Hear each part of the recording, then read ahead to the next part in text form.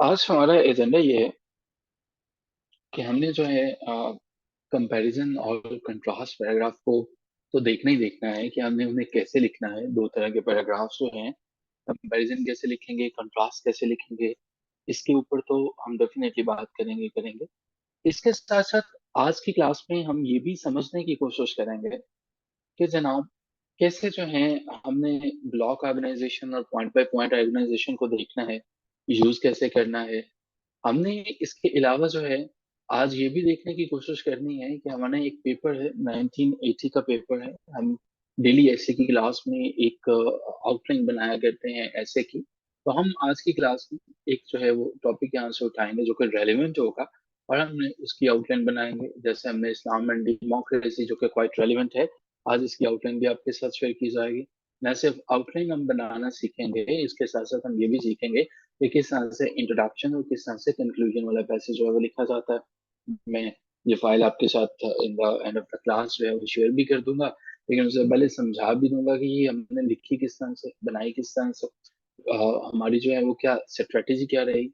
इसके साथ साथ हम ये भी समझने की कोशिश करेंगे at the end of the discussion कि आज के हमारे जो है वो 18th ऑफ अप्रैल के जो बुक है और जो हमारे पास वोकेबलरी है उसको हमने कैसे याद करना। सो ये हमारा आज का मीटिंग का एजेंडा रहेगा। जिन्होंने थोड़ा लेट ज्वाइन किया है, 2 मिनट वो नहीं सुन पाए होंगे, but that's fine. So one by one हम ये चार पांच चीजों पे काम करेंगे। पहले हम जो है वो चलते हैं, समझने की कोशिश करते हैं कि होता क्या है ब्लॉक बाय ब्लॉक और क्या होता है पॉइंट बाय पॉइंट ऑर्गेनाइजेशन। अच्छा देखिए, जब भी हम जो है वो ऐसे लिखते हैं, हर चीज का एक स्ट्रक्चर होता है। मैंने अगर एक घर बनाया, एक घर जो है वो बनाया, इस घर का कोई मुझे बताया कि बुनियादी इकाई क्या है, इसके अंदर जो सबसे निचले लेवल पे आके कोई चीज इस्तेमाल हुई है वो क्या हो सकता है। इसके अंदर कौन सी ऐसी चीज है कि जो इसके अंदर लगती है तो फिर ये घर जो है वो बनना शुरू हो जाता है। को क्या होता है जी, क्या लगता है आपको? ये कुछ भी नहीं होता, अल्लाह मियाँ की तरफ से दुआएं होती हैं और बस अल्लाह मियाँ का फजल होता है, ये कुछ और होता है। What is that? Mohammad Aamir ने लिखा ब्रिक्स होते हैं, ठीक है। बाकियों को क्या लगता? बाकियों को कुछ भी नहीं लगता। सो हमारे पास बुनियादी इकाई जो है वो ब्रिक होती है। Thank you so much Aamir, आपने रिस्पॉन्स किया। अच्छा जी, ब्रिक्स होती हैं। इसी तरह से हमारे पास जो कंपैरेटिव और हमारे पास जो है वो कंट्रास्ट पैराग्राफ है, इसका मतलब है कि इनको लिखने का एक तरीकेकार है। ऐसा तो हो नहीं सकता कि हम इनको कहीं से भी पकड़ के कुछ भी लिखना शुरू कर दें। अब कंपैरेटिव और कंट्रास्ट पैराग्राफ को लिखने का जो मेथड है वो दो तरीकेकार है। पहला तरीकेकार है, इसको हम कहते हैं ब्लॉक मेथड। दूसरे को हम कहते हैं पॉइंट बाय पॉइंट ऑर्गेनाइजेशन। अगर ये समझ में आ गया है पॉइंट तो चैट बॉक्स में क्लियर लिख दीजिएगा। दो मेथड होते हैं हमने कंपैरेटिव और कंट्रास्ट पैराग्राफ को लिखने का। ये पैराग्राफ आपको लाजमी तौर पर लिखना है अपने ऐसे के पेपर में। So make it sure that you know all the details. So in your comparative and in your contrast paragraph, you need to mention all these things. So two types of paragraphs are there. पहला जो है वो हमारे पास comparative है, दूसरा हमारे पास contrast है। सो लिखने का जो मेथड है वो क्या होगा, हम उस पर बात करते हैं। So the first one is block method. Okay, so in the first step we are going to talk about the block method, and in the second step we are going to talk about point by point organization method. So these two organization methods are there, point by point and block methods जो हैं। अब इन्हें समझने की कोशिश करते हैं, ये होता क्या, ब्लॉक मेथड क्या होता है, पॉइंट बाय पॉइंट मेथड क्या होता है। चलिए एक दफा इसे रीड करते हैं और फिर यहाँ से आगे समझते हैं, और फिर हम बुक पे भी जाते हैं कि हमें क्या समझना है। सो रीडिंग इसकी जो है वो मानूल करेंगे, please manual. Block organization. Block organization and point-by-point organization are two common approaches used in essay writing to organize and present ideas.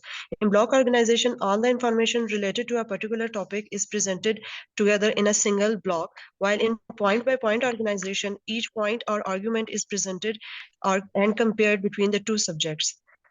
Thank you so much. एक चीज आपने गौर कर ली कि आपने, ऐसा नहीं है कि जब भी कंपैरिजन और कंट्रास्ट वाले पैसेज जो है हमें लिखने हैं तो वहां पे खुले दिल लिखते चले जाना है। उसका लिखने का एक तरीकेकार है, वो तरीकेकार क्या है अभी हम आगे चल के देखेंगे भी। लेकिन ब्लॉक, जैसे कि नाम से जाहिर होता है कि एक ब्लॉक बना होगा, उस ब्लॉक में क्या कहता है कि उस ब्लॉक के अंदर आप क्या करोगे, आप अपने आइडियाज को, ऑर्गेनाइजेशन को पुट करोगे। ठीक है, वो ब्लॉक से बाहर इंफॉर्मेशन नहीं जाएगी। अब ये क्या मतलब हुआ ब्लॉक से बाहर नहीं जाएगी? इसका मतलब ये है कि हमने, मान लीजिए कि मुझे कोई दो पॉइंट्स हैं उनके ऊपर बात करनी है। हम इसकी जो है वो एग्जांपल भी आगे चल के जो है वो देखते हैं और फिर इसके ऊपर दोबारा वापस आएंगे। जी प्लीज, इसकी एग्जांपल यहाँ पे है भी, block organisation is commonly use. Block organization is commonly used when the writer wants to discuss each subject separately and in detail. For example, in a comparison essay between two different types of cars, the writer would discuss all the features of the first car in the first block and then move on to discuss all the features of the second car in the second block. Thank you so much. अब हम यहाँ पर रुकेंगे। हमने ये समझा है यहाँ तक कि ब्लॉक ऑर्गेनाइजेशन कंपैरिजन और कंट्रास्ट को लिखने वाला एक पैसेज होता है, एक तरीके का होता है जिसमें हम ब्लॉक मेथड को, ब्लॉक ऑर्गेनाइजेशन के वे को फॉलो करते हैं। अब इसके बारे में बाकी डिटेल्स क्या हैं ये समझने के लिए हम आगे बढ़ते हैं। बट बिफोर दैट एक चीज जो है वो पहले बांध दीजिएगा, वो ये है कि एक मेथड ब्लॉक ऑर्गेनाइजेशन है। अब इसको मजीद हम एक्सप्लेन करते हैं, मजीद समझने की कोशिश करते हैं यहाँ से। अब ये जो मेथड मैं आपको बता रहा था, टू मेथड्स ऑफ ऑर्गेनाइजेशन। तो पहले वाला हमारा हमारे पास है ब्लॉक ऑर्गेनाइजेशन। अब वो यहाँ पे हमारे पास आ गया है ब्लॉक ऑर्गेनाइजेशन। अब देखने की कोशिश कीजिएगा ये ब्लॉक ऑर्गेनाइजेशन जो है वो, reading a story in a book is very different from saying it as a film. ये एक पैराग्राफ हम पढ़ते हैं और फिर देखते हैं कि कैसे ये एक ब्लॉक में जो है वो सारी इंफॉर्मेशन दी गई है। प्लीज अगर आप इसे पढ़ सकें मानो। Okay, sir. Reading a story in a book is often very different from seeing it as a film. When you read a story, you need to use your imagination. A book usually gives a lot of description about the people, places, and things in the story, so you can create pictures in your mind. In addition, the conversation between people are always written with details that describe how the people look or feel when they are talking. When you read, you use a lot of imagination to help see the characters in the story. However, when you see a film, it is a different experience. When you watch a film, you don't need to use your imagination. The pictures on the screen give all the details about the people, places, and things in the story. The conversation are spoken out loud, so you just listen and watch. The feelings of the people come through their faces, body movements, and voices. Although a book and a film might tell the same story, reading a book and watching a film are very different experiences. Participants, ये एक block method था। क्या है समझ में नहीं आया, पढ़ लिया, ऊपर से गुजर गया, क्या करना है क्या नहीं करना नहीं पता चल सका। किस किस को पता चला, किस किस को नहीं पता चला? ऑनेस्ट आंसर एक जरा मुझे दीजिएगा। आ, मैं इसको ऑब्वियसली एक्सप्लेन करूंगा, बट मैं सब जानना चाह रहा हूँ कि क्या इस सतह पर किसी को पता चल सका कि ये ब्लॉक मेथड होता क्या? ठीक है, किस किस को पता चल सका? ऑब्वियसली मुझे पता है कि किसी को या 90% लोगों को नहीं पता चल सका होगा, बट फिर भी तीन बाहिम्मत लोगों ने 18 की क्लास में से आंसर दिया। ग्रेट। अच्छा, अब समझना है। ठीक है, अब इसके बाद जब समझोगे ना फिर उसमें आया कि नहीं। अब मेरी बातें गौर से समझ लेना। मैं दोबारा बता रहा हूँ, ब्लॉक मेथड या पॉइंट बाय पॉइंट को आपने बार बार यूज करना है, समझना है, रट्टा नहीं लगाना। हमने इसको गुजारना नहीं है, हमने समझना है। पहली बात तो ये है कि कंपैरिजन और कंट्रास्ट ऐसे जब भी हमने लिखने होते हैं, आर्गुमेंटेटिव ऐसे लिखते हैं या हमने एक्सप्लेनेटरी ऐसे इसको लिखते हैं, उसके लिए लिखने के लिए आप यूज करते हैं वो कंपैरिजन या कंट्रास्ट पैराग्राफ यूज करते हैं। ये बात जिसको क्लियर होगी है वो जरा चैट बॉक्स में क्लियर लिखते हैं कि हमने आर्ग्यूमेंटेटिव और एक्सप्लेनेटरी के अंदर कंपैरिजन करने के लिए और कंट्रास्ट पैसेजेस को वहां पे इस्तेमाल करते हैं जब हमें साइड बाय साइड दो चीजों को दिखाना होता है। अब हमें कंपैरिजन या कंट्रास्ट करने के लिए जो फर्दर चीज इस्तेमाल होती है, जो टूल इस्तेमाल होती है, वो हमारे पास जो है वो दो मेथड इस्तेमाल होते हैं। एक का नाम ब्लॉक ऑर्गेनाइजेशन है, एक का नाम पॉइंट बाय पॉइंट ऑर्गेनाइजेशन है। जिसको सिर्फ इन दोनों का पता चल गया है कि दो मेथड होते हैं, इनको फर्दर एक्सप्लेन करने के लिए, बनाने के लिए, वो चैट बॉक्स में क्लियर लिखते हैं। ब्लॉक होते हैं एंड पॉइंट बाय पॉइंट होता है। मैं स्टेप बाय स्टेप लेके चलूंगा, लेकिन लिखते चले जाइएगा अगर आप क्लियर या कुछ भी नहीं लिखेंगे तो इट मीन्स कि मैं भी फिर इसको गुजार दूं, आपको नहीं पता। समझ आ गई? अब आगे चलिएगा, देखिएगा। अब ये ब्लॉक ऑर्गेनाइजेशन जो है वो एक ब्लॉक में रहेगी। मर्दमशुमारी पाकिस्तान में हुई, उन्होंने कहा कि जी जो स्कूल एजुकेशन डिपार्टमेंट थे वहां से जो है कॉलेज वालों को उन्होंने रिक्वेस्ट की कि आप पूरे जिले को जो है वो सुपरवाइज कर दें, ये कर दें, वो कर दें। हमने कहा जी नहीं, ये हमारा काम नहीं है, we are not going to facilitate the census this time. उन्होंने कहा नहीं सर, अब देखें। तो ये सारी की सारी जिम्मेदारी आन पड़ी स्कूल टीचर्स पे। स्कूल वाले जरा शरीफ लोग होते हैं, वो सब जो है जिम्मेदारियां ले लेते हैं। कॉलेज वाले जरा बदतमीज लोग होते हैं, तो वो इनकार कर देते हैं। तो जी इन टीचर्स को ब्लॉक्स दिए गए थे, ये तुम्हारा ब्लॉक है, ये तुम्हारा ब्लॉक है, ठीक है। स्कूल वाले जो है वो इन्होंने फिर जाके उन सबको जो है वो ऑर्गेनाइज किया, और उसके बाद जो है वो उस डाटा को इकट्ठा किया। हमें जब ब्लॉक ऑर्गेनाइजेशन की बात करेंगे तो हम अपने ऐसे के अंदर, अपने पैराग्राफ के अंदर नजर ना आने वाला ब्लॉक बना लेंगे। नजर ना आने वाला ब्लॉक, मिसाल के तौर पर यहाँ तक जो है वो एक ब्लॉक होगा, यहाँ तक एक ब्लॉक होगा। अब इस ब्लॉक में क्या होगा, ये अगली बात है, ये हमारा कंसर्न अभी नहीं है। हमने सिर्फ ये देखा कि हमारे पैराग्राफ्स के अंदर मुख्तलिफ ब्लॉक्स बनते चले जाएंगे, जो किसी को नजर नहीं आएगा सिवाय उसके कि जिसने ऐसे लिखा है, जिसने पैराग्राफ लिखा है। यहाँ तक पॉइंट्स क्लियर हैं कि ब्लॉक ऑर्गेनाइजेशन है क्या, ब्लॉक्स किनके बनने हैं, ये अभी नहीं मैंने बताया। अब जी हमें अगर यहाँ तक चीजें क्लियर हैं, तो अब ये देखिएगा, हमने दो चीजें जो है वो देखी अभी। मैडम मानूर जो पढ़ रहे थे, हमने ये देखने की कोशिश की, उसने बताया कि भाई एक बात है reading a story in a book, किताब जो है वो पढ़नी है, लेकिन उसके अंदर कहानी है वो मुश्किल है। सीइंग अ फिल्म, वो सॉन्ग है ना, अक्सर सुना होगा, कहानी सुनो जुबानी सुनो। तो उसने कहा जो कहानी है ना, उसको किसी किताब में पढ़ना फिल्म के देखने से मुख्तलिफ है। अब जरा गौर करने की कोशिश करो कि उसने जो है वो क्या यहाँ पे कंपैरिजन किया है या कंट्रास्ट किया है। पहली लाइन जो है वो उसके अंदर, reading a story in a different is often very different from seeing it as a film। क्या है यहाँ पे, कंट्रास्ट है, ये कंपैरिजन है। सभी लिखिएगा ताकि पता चल सके आपको। अगर नहीं लिखेंगे और आप, हम लोग ना बड़ी जल्दी सेल्फ ब्लैकमेल हो जाते हैं। हम लोग फील कर रहे होते हैं नहीं नहीं मुझे लिखने की क्या जरूरत है, अच्छा मैं लिखूंगा, मुझे तो आता है, ये देखो सुनने से मुझे आ गया है, मैं तो इसको बिल्कुल नहीं लिखूंगा, तो फिर भी मेरे पास ये इल्म हमेशा के लिए महफूज रहेगा। या आप ही नहीं, सभी लोग सेल्फ ब्लैकमेल हो जाते हैं। लेकिन जब तक लिखेंगे नहीं पता नहीं चलेगा। यस, ये कंट्रास्ट है।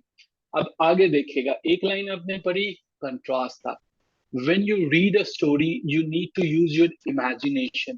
A book usually gives a lot of description about the people, places, and things in the story, so you can create pictures in your mind. तो यहाँ पे सारी की सारी चीजें जो हैं वो किसके बारे में है, एक बुक के बारे में है या फिल्म के बारे में भी उसने कुछ बताया है इस लाइन के अंदर। जो है दो चीजों का, पहले टॉपिक सेंटेंस में हमारे पास दो चीजें आ गई, मूवी आ गई और बुक आ गई। लेकिन यहाँ पे अब हमारे पास एक ही चीज है, ठीक है, एक ही चीज है। अब देखो एक पूरी की पूरी हमारे पास ये जो मैंने तकरीबन 2.5 के करीब लाइनें आइडेंटिफाई की हैं, ये एक ब्लॉक की तरह बनती जा रही है, सिर्फ एक किताब के ऊपर बात कर रही है, ठीक है। अब आगे देखो, इन addition the conversation between people are always written with details that describe how people look or feel when they are talking. When you read, you use a lot of imagination to help see the characters in the story. अब यहाँ पे सारी की सारी बातें किसके लिए हो रही हैं, बुक के लिए हो रही हैं, या फिल्म की भी कोई बात आई है, सिर्फ बुक के लिए आई है। अब जरा आगे चलते जाओ। However, when you see a film, it is different experience. When you see a film, it is a different experience. When you watch a film, you do not need to use your imagination. The pictures on the screens give all the details about the people, places, and things in the story. The conversation is spoken. किसके बारे में बातें हो रही हैं, सारे की सारी। अब जो है वो किसके बारे में बातें हो रही हैं, फिल्म के बारे में बात हो रही है। ऊपर किसके बारे में जो है वो बात हो रही थी, ऊपर किसके बारे में बात हो रही थी, बुक के बारे में बात हो रही थी। नीचे किसके बारे में बात हो रही है, फिल्म के बात हो रही है। लेकिन अभी तक ब्लॉक मेथड क्लियर नहीं हुआ, अभी तक मैंने मुकम्मल नहीं समझाया। अब आगे चलते हैं, आगे देखिएगा। अच्छा जी, although a book and a film might tell the same story, reading a book and watching film are very different experiences. अब जरा मुझे ये बताइएगा, इस पैराग्राफ के कौन से दो ऐसे हिस्से हैं जहां पे दोनों का मेंशन किया है, वहां पे दोनों का जिक्र आया है. Identify those parts of this particular paragraph where the writer has utilized the film and the book, these words simultaneously. कहाँ पे आया? वेरी गुड मानू, आप फील करें कि आपके लिए बहुत सी क्लैपिंग की है. Excellent, yes. इंट्रोडक्शन में और कंक्लूजन में हमारे पास अब हम कुछ असूल जो है वो आना शुरू हो गए. पहला असूल हमारे पास ये आ गया कि जब हमने ब्लॉक मेथड यूज किया, पहली बात तो ये है कि जब हमने टॉपिक को आइडेंटिफाई किया और वो टॉपिक हमारे पास आया, कौन से वाला आया? आर्ग्यूमेंटेटिव आया. अब हमें कंपैरिजन और कंट्रास्ट को यूज करना है. कंपैरिजन और कंट्रास्ट में यूज करेंगे, पहली लाइन जो टॉपिक सेंटेंस है उसके अंदर क्या होगा? दोनों का जिक्र आएगा. ठीक है, दोनों का जिक्र आएगा. लेकिन उसके बाद जो है वो पहली लाइन के बाद से ऑनवर्ड्स एक पैराग्राफ के अंदर 7 से 10 लाइनें, 7 से 10 लाइनें, कम से कम 5, ज्यादा से ज्यादा जो है वो इसमें 10 लाइनें हो सकती हैं. 7 से 10 लाइनें होती हैं. सो लाइन नंबर 2 से लेके लाइन नंबर 8 तक आप जो है वो क्या करेंगे? 4 लाइनें जो है वो एक टॉपिक की, 4 जो है वो एक की होंगी, और एंड के ऊपर आप दोनों को बताएंगे. क्या अभी ब्लॉक मेथड समझ में आ गया क्या होता है? इज इट क्लियर ना? इंट्रोडक्शन और कंक्लूजन में दोनों की बात करेंगे, जिसमें हमने लिखा reading a story in the book is often very difficult. और एक चीज याद रखिएगा, ये जो लाइन पढ़िएगा जरा सभी गौर से पढ़ लीजिएगा, और गौर से पढ़ने के बाद जरा चैट बॉक्स में डन या क्लियर लिखिएगा. Reading a story in a book is often very different from seeing a film when you read a story. अब बस इतना, reading a story in a book is often very different from seeing a film. जिस जिसने ये पढ़ लिया वो done लिखे जरा, ये लाइन गौर से पढ़ लीजिएगा. ये वाली जो लाइन है आपने, डन, ग्रेट हो गया. Reading the story in a book is very different from seeing a film. अच्छा, अब एक और चीज गौर से देखिएगा, क्या यही लाइन हमें इस पैराग्राफ के एंड पे नजर आ रही है? Although a book and a film might tell the same story, reading a book and watching a film are very different experiences. अब पता चल रहा है, उसी लाइन को उसने कंक्लूड किया है. यस. अब हमारे पास एक और नतीजा निकल आया कि जब भी हमें अपने इंग्लिश ऐसे का पैराग्राफ लिखना है, जो चीज हमने ऊपर टॉपिक सेंटेंस में शुरू करनी है, वही चीज हमें नीचे जो है वो कंक्लूड करनी है. बात समझ में आ गई आपको? जो चीज हम स्टार्ट में मेंशन करेंगे, अगर वो एंड पे कंक्लूड नहीं करे तो इसका मतलब है अगले साल CSS PMS देना जो है वो हमारे लिए दोबारा लाजिम. तो इसको जो है वो हमें समझ लेना है. एक चीज दूसरी, पैराग्राफ के अंदर लाइनें कितनी होंगी? आइडियल कम से कम 5, ज्यादा से ज्यादा 10. लेकिन आप कम से कम 7 रखिएगा, ज्यादा से ज्यादा 10 ही रख लीजिएगा. ठीक है. तो एक पैराग्राफ की ये लेंथ होनी चाहिए. एक पैराग्राफ में यहाँ पे आपके पास टॉपिक सेंटेंस है. टॉपिक सेंटेंस पूरे के पूरे पैराग्राफ में उसने ये बताया है कि भाई मैं दो चीजों के बारे में बात करूंगा. उसने कहा reading a story in a book is often very different from seeing a film. अपनी गौर से तवज्जो से बताइए, क्या वो इन्हीं चीजों पे रहा? Reading a story in a book is often very different from seeing it as a film. उसने इनके अलावा कोई और बात की पूरे के पूरे पैराग्राफ में? पूरे के पूरे पैराग्राफ में इन दोनों के अलावा कोई और बात हुई? नहीं हुई. इसका मतलब ये है कि टॉपिक सेंटेंस में जो लाइन आपने लिख देनी है, उस लाइन को बड़े सोच समझ के लिखना है. पूरे का पूरा पैराग्राफ उस लाइन से बाहर नहीं जा सकता. ठीक है. आप, अच्छा, अगर वो यहाँ पे फिल्म की बात करते करते पाकिस्तान के बारे में अगर वो लिख रहा होता फॉर एग्जाम्पल, और पाकिस्तान के सिनेमाज की बात करना शुरू कर देता, फिल्म इंडस्ट्री को होने वाले नुकसान की बात शुरू कर देता, किताबों की वजह से जो है वो हम लोग पीछे जा रहे हैं उस पर लिख देता, तो क्या कोई नंबर मिलना था? नहीं मिलना था. क्योंकि वो रिलेवेंट मटेरियल होना था, और वो बताना ये चाह रहे कि भाई आपने पहली स्टेटमेंट जो है वो ये दी होगा. आई एम श्योर कि यहाँ तक चीजें क्लियर हो गई होंगी. अगर हम यहाँ तक क्लियर हैं, अब हम दूसरे मेथड पे जाते हैं. लेकिन आगे बढ़ने से पहले मैं ये यकीन दहानी करना चाहता हूँ कि ब्लॉक ऑर्गेनाइजेशन को समझा है, ना कि रट्टा लगाया है. ठीक है. ब्लॉक ऑर्गेनाइजेशन को समझ लिया गया. आप जरा सोच लें, इस पे कोई क्वेश्चन है तो मुझे बता दें.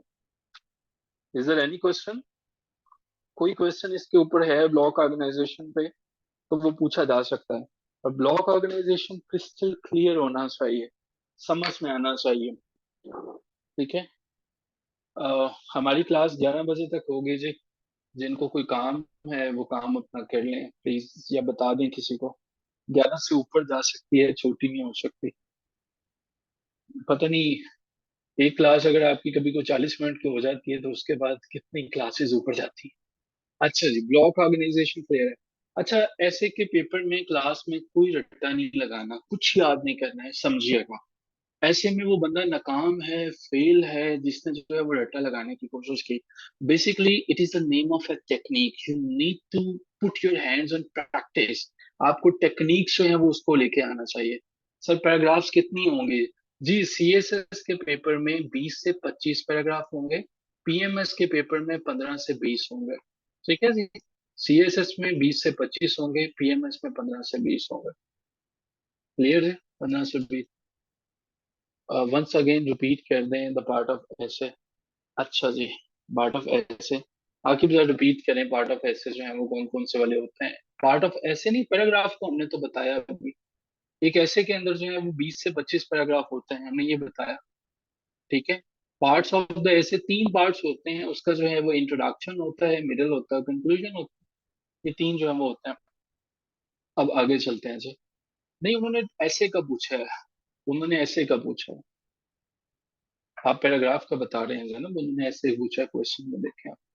अच्छा जी, अब आगे चलते हैं जी। पॉइंट बाय पॉइंट ऑर्गेनाइजेशन क्या होता है? ये पॉइंट बाय पॉइंट ऑर्गेनाइजेशन, चलिए इसको एक दफा रीड करने की कोशिश करते हैं और फिर हम जो है वो आगे चलते हैं, देखते हैं। जैनब साहब, आप रीडिंग दे सकते हैं इसे जी। Please? On the other hand, point-by-point organization is typically used when the writer wants to compare and contrast two subjects directly. For example, in the same comparison essay between two different types of cars, the writer would discuss the first feature of both cars in the first paragraph, then move on the second feature in the second paragraph, and so on. अच्छा जी, अब जरा ईमानदारी से बताएं, कुछ समझ में आया वो कहना क्या चाह रहा है? Yes, no? Point by point organization जो है वो उसमें वो क्या बताना चाह रहा है, समझ में आया? जिनको समझ में नहीं आया कोई बात नहीं है, इसमें परेशान होने वाली बात नहीं। यस, सभी को आ गया। अच्छा, चले इसको फिर फर्दर एक्सप्लेन करने की जरूरत नहीं है, आप सबको समझ में आ गया। ये एक्सप्लेन करने की जरूरत है? एक फीचर दोनों में डिस्कस करने के देना बस। अच्छा जी, पॉइंट बाय पॉइंट ऑर्गेनाइजेशन एक ऐसा होता है कि जिसमें आपने क्या करना है, दोनों चीजों को डिस्कस तो करना है, लेकिन तरीकेकार बदल जाएगा। जैसे इसका नोमेनकल्चर से हमें पता चलता है कि पॉइंट बाय पॉइंट, एक पॉइंट के बाद दूसरा पॉइंट आएगा। अब चलिए इसको जरा आगे चल के देखते हैं कि इनके अंदर जो है बेहतर कौन सा होता है, एडवांटेज किसके हैं, डिसएडवांटेजेस किसके हैं। आप सीएसएस के पेपर में कौन सा वाला इस्तेमाल करेंगे और क्यों इस्तेमाल? Both block. आपका माइक ओपन है Both, Zainab? both block and point-by-point organizations have their own advantages and disadvantages, and which one to choose depends on the purpose of the essay and the preferences of the writer. For competitive essay writing, point-by-point organization is generally preferred as it allows the writer to make direct comparisons and demonstrate their critical thinking skills more effectively. Okay. In conclusion, both and point-by-point organizations are two different approaches to organizing an essay. Block organization is used when the writer wants to discuss each subject separately, while point-by-point organization is used when the writer wants to compare and contrast the two subjects directly. For competitive essay writing, point-by-point organization is generally preferred as it allows for more direct comparisons and effective demonstration of critical thinking skills. दूसरे वाला जो है वो ज्यादा अच्छा है और दूसरे वाला जो है वो ज्यादा प्रेफर्ड है। अब दूसरे वाला मेथड है क्या? चलिए अब जरा इसको भी समझने की कोशिश करते हैं। पॉइंट बाय पॉइंट जो है वो, अब पॉइंट बाय पॉइंट में हमारे पास एक, हम पैराग्राफ को पहले पढ़ने की कोशिश करते हैं, फिर समझते हैं ये है क्या जी। प्लीज यहाँ से पढ़िएगा। Marilyn Monroe and princess Diana.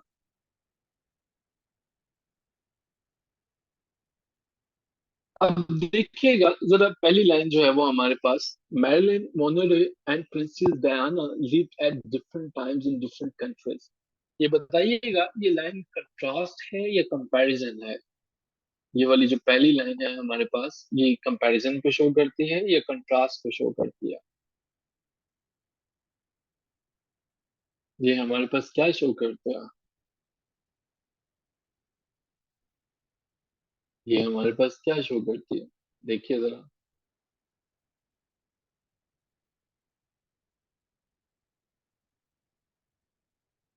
जरा सोच समझ के इसको जो है वो आंसर कीजिए। Marilyn Monroe and princess Diana दोनों रहा करती थी मुख्तलिफ औकात में मुख्तलिफ कंट्रीज।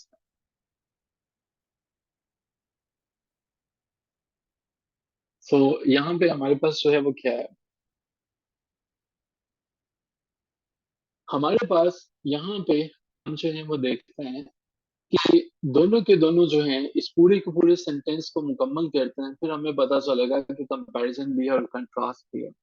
यहाँ तक हमारे पास जो है, अभी तक हमारे पास कंपैरिजन है, दोनों रहते हैं, ठीक है, ये कंट्रास्ट नहीं है, ठीक है।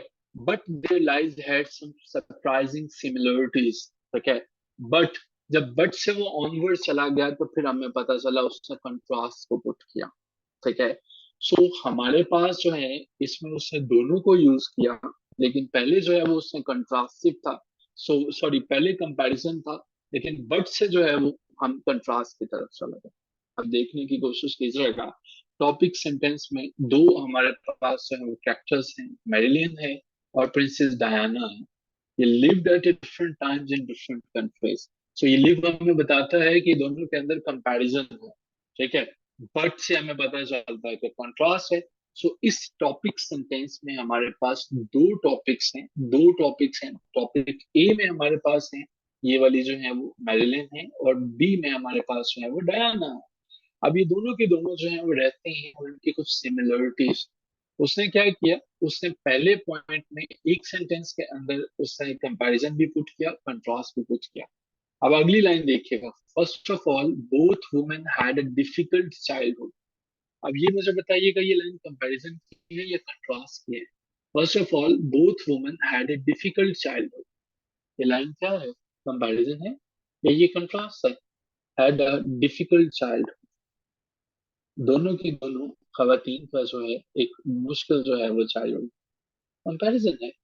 Monroe spent many years without parents in an orphanage, and Diana's mother left the family when she was 6. Later in their lives, both women married famous men. Princess Diana married Prince Charles, and Marilyn married a famous baseball player and later a famous writer. अब हमारे पास जो है वो comparison भी कर रही है, लेकिन उसके साथ उसी लाइन के अंदर जो है वो कंट्रास्ट पुट कर रहे हैं, ठीक है। उसी लाइन में हमारे पास जो है वो कंट्रास्ट पुट किए जा रहे हैं। अब आगे चलिएगा, they also had difficult marriages and eventually separated from their husbands. Another similarity between Marilyn Monroe and Princess Diana was that they were both were very popular. Diana was called the People's Princess because she was so friendly, although Monroe was famous, sexy, she was well liked because she seemed very innocent. अब यहाँ पे हमारे पास जो है वो contrast करना शुरू हो गया दोनों के अंदर जो है वो। However, although they both seemed to have very happy lives, but women actually had emotional problems and often felt sad and depressed. Monroe went through serious depression and had to go to a hospital for treatment. Likewise, Diana suffered from an eating problem and was depressed during a part of her marriage. So हमारे पास हर line के अंदर जो है वो उसने क्या किया, comparison को पुट किया, हर लाइन के अंदर उसने कंट्रास्ट को पुट किया, ठीक है। अगर आप जो है वो आसानी से समझना चाहें, उसने कहा कि कंट्रास्ट और कंपैरिजन को, एक को आप जो है वो A1 और दूसरे को B1 का नाम दे देते कि किस तरह से जो है वो सारी की सारी चीजों में कंपैरिजन और कंट्रास्ट जो है वो चल रहा है, पॉइंट बाय पॉइंट जो है वो कंपैरिजन और कंट्रास्ट दे रहा है। ये समझना थोड़ा सा मुश्किल है, लेकिन अगली जो एग्जांपल है वो इसको मजीद क्लियर करता है। अब देखिएगा, which paragraph mostly compares and which mostly contrasts। ये छठे नंबर पे हमारे पास जो है वो एक क्वेश्चन है, वो ये बताता है, पूछता है आपसे कि दो पैराग्राफ अभी आपके सामने थे, इनमें से बताइएगा कि कहाँ पे जो है वो ज्यादा दफा उसने कहा कि कंपैरिजन किया गया और कहाँ पे ज्यादा दफा कंट्रास्ट किया गया। दोनों पैसेजेस आपने पढ़े हैं, आपको क्या लगता है कहाँ पे ज्यादा कंपैरिजन है, कहाँ पे ज्यादा कंट्रास्ट है? आगाज से जो है वो आपको ज्यादा पता चल जाता है। Very good, excellent, very good, great. हमें पॉइंट बाय पॉइंट में कंपैरिजन ज्यादा नजर आता है, शुरू से ही हमें नजर आना शुरू हो जाता है। Marilyn and Monroe, princess Diana lived at different times in different countries. अब यहाँ पे हमारे पास कंपैरिजन ज्यादा है, ब्लॉक वाले में कंट्रास्ट ज्यादा है। ठीक है, ब्लॉक वाले में कंट्रास्ट ज्यादा है। दूसरे नंबर पर उसने कहा finish lining in the outlines on page 46 for each paragraph. उसने कहा एक पैराग्राफ में आपको दे रहा हूँ, इसकी आउटलाइन जो है वो मुकम्मल खींचो। ये हमारे पास टॉपिक सेंटेंस है जी, हमारे पास आउटलाइन अब हमने बनानी है। Reading a story in a book form is very different from seeing it as a film. इसकी हमने ये आउटलाइन मुकम्मल करनी है, मुकम्मल करनी है। सो जी, टॉपिक ए है जी रीडिंग अ बुक। इसके अब मुझे बता सकते हैं कि स्टार्टिंग पॉइंट क्या हो सकते हैं? हमें इसके जो है वो टॉपिक सेंटेंसेस को चूज करना है। तो ये पैराग्राफ है, इसके अंदर पहला जो है वो सपोर्टिंग पॉइंट क्या है? रीडिंग ए बुक, मेरा पॉइंट है रीडिंग ए बुक, उसको करने वाला पहला पॉइंट कौन सा वाला?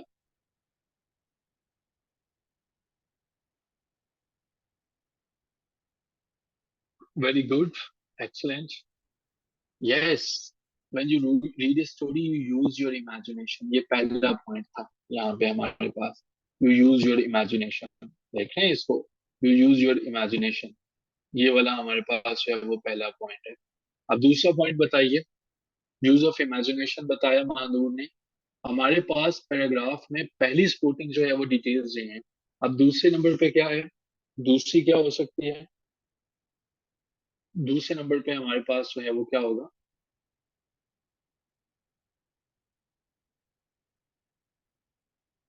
हाँ जी, एग्जैक्टली, वेरी गुड आमिरा, आपने बिल्कुल ठीक कहा।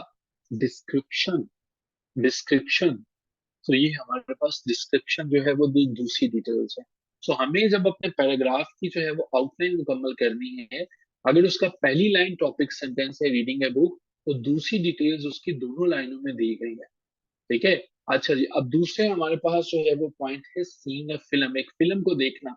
अब आपने इन दोनों के जो है वो पॉइंट्स कंप्लीट करवाने हैं कि इसका पहला स्पोर्टिंग डिटेल्स फिल्म देखने की कहाँ पे है और सेकंड कहाँ पे है। जी, ये बताइए जरा, क्या है जी?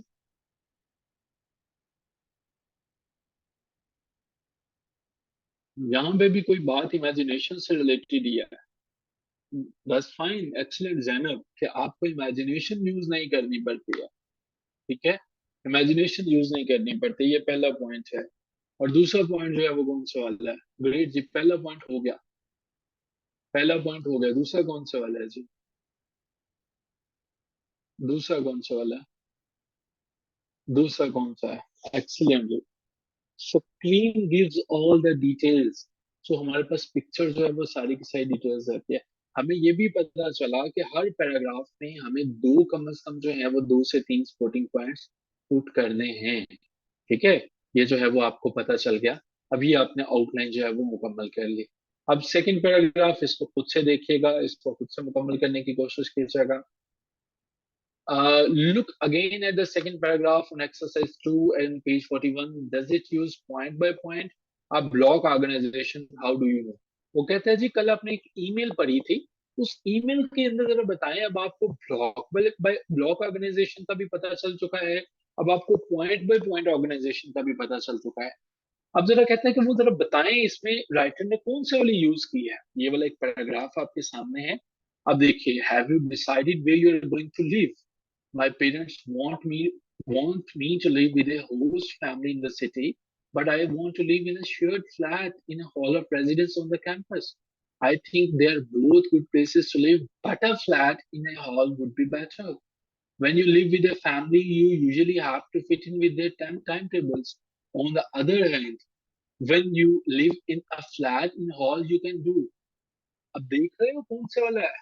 Excellent, point by point. अब देखो वो एक बात करेगी उसके बाद ही उसको निगेट कर देगी।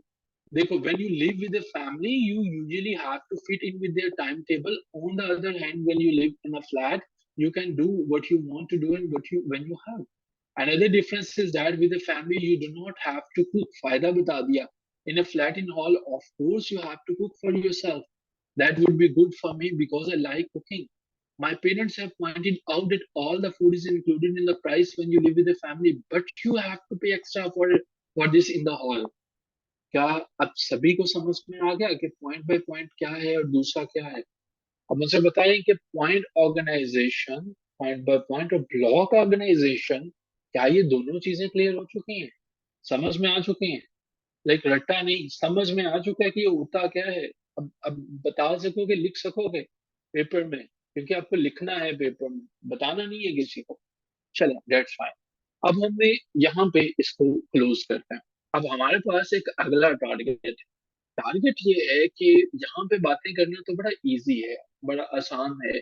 याद देखिएगा CSS PMS का पेपर जब आप कमरा इम्तिहान से बाहर आ जाते हैं बड़ा आसान लगता है, होता भी है, ऐसा नहीं है कि बड़ा मुश्किल है, लेकिन उसके लिए होता है आसान जिसने ठीक ठाक प्रैक्टिस की होती है। आज हमारे पास ये एक टॉपिक है, इस्लाम एंड डेमोक्रेसी। अब मैंने इसके लिए जो है वो एक आउटलाइन बनाई है, एक आउटलाइन मैंने बनाई है। अब एक आउटलाइन कल आप मुझे बना के सबमिट करवाएंगे।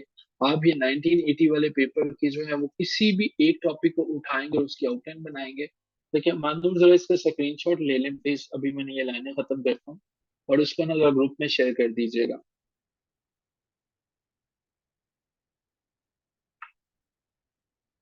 With this note, make an outline of any topic of your choice. ठीक है। अब हम क्या करते हैं, अब हम एक जो है वो आउटलाइन पे चलते हैं। CSS PMS के ना जब भी हम ऐसे लिखना पड़ता है तो हम सोचते हैं कि ये क्या होगा। अच्छा, ये फाइल शेयर हो जाती है आपके साथ, ठीक है, ये आउटलाइन आपके साथ शेयर होगी। अभी से अपना टेक्निक को समझने की कोशिश कीजिएगा कि बनाई कैसे गई है, ठीक है, है क्या इसके अंदर, बात क्या है, ठीक है। मीटिंग को दोबारा ज्वाइन करते हैं, समझने की कोशिश करते हैं इस्लाम एंड डेमोक्रेसी को, और फिर जो है वो आगे चलता है। चलिए जी, मीटिंग को दोबारा ज्वाइन करें उसी लिंक से।